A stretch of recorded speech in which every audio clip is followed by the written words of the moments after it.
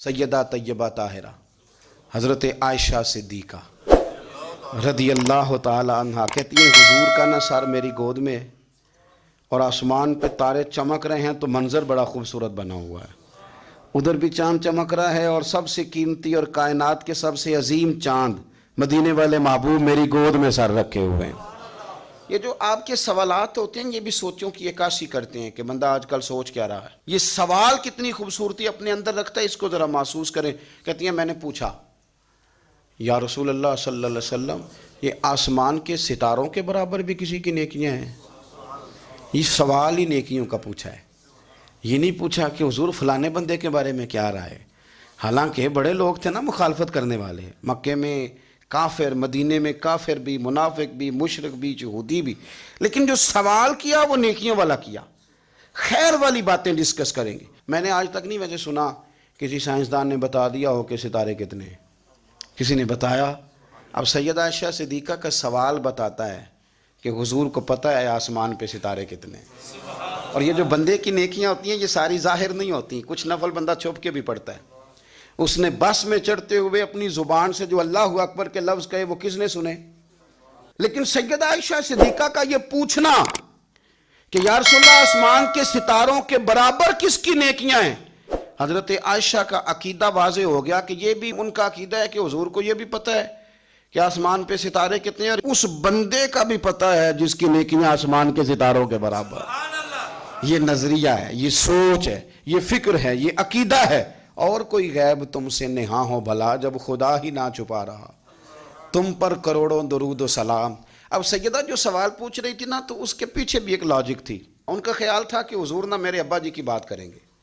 पूछती हैं या रसूल अल्लाह सल्लल्लाहु अलैहि वसल्लम आसमान के तारों के बराबर भी किसी की नेकियां हैं? तो करीम भी तो बड़ा जानते हैं ना, हुजूर को भी पता है ना आयशा किन के बारे में पूछना चाहती हैं। हुजूर ने मुस्कुरा के फरमाया है ना नेकियां। तो हज़रत आयशा कहती है मेरी तबीयत खिल गई कि अभी जिक्र होगा मेरे वालिद का और बात बड़ी दूर जाएगी और मैं बड़ी राज़ी होंगी।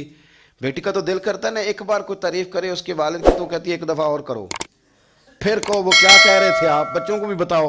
ये ज़ौक़ होता है ना, बेटियां वफादार बड़ी होती। हज़रत आयशा सिद्दीक़ा रज़ी अल्लाह तआला अन्हा कहती मैं खिल गई, या रसूलल्लाह वाकई किसी की नेकियां आसमान के सितारे किसकी? फौरन उनका ख्याल था हुजूर सैयदना सिद्दीक़ अकबर का जिक्र करेंगे। तो हुजूर मुस्कुराए, फरमाया आयशा आसमान के सितारों के बराबर नेकियां मेरे उमर की हैं। उमर फारूक की नेकियां हैं आसमान के सितारों के बराबर। अब वो जो ज़हन में सवाल छुपा हुआ था वो ज़ुबान पे आ गया, जो पस मंज़र में था वो ज़ुबान फौरन बोली कि या रसूल अल्लाह सल्लल्लाहु अलैहि वसल्लम अगर आसमान के सितारों के बराबर उम्र की नेकियां तो अबू बकर सिद्दीक़ का क्या हाल है? मेरे वालिद की भी तो बात करें ना। तो अब हुजूर मुस्कुराए, यानी उस बात को समझ गए कि आयशा कहाँ लाना चाहती थी, पता तो पहले था।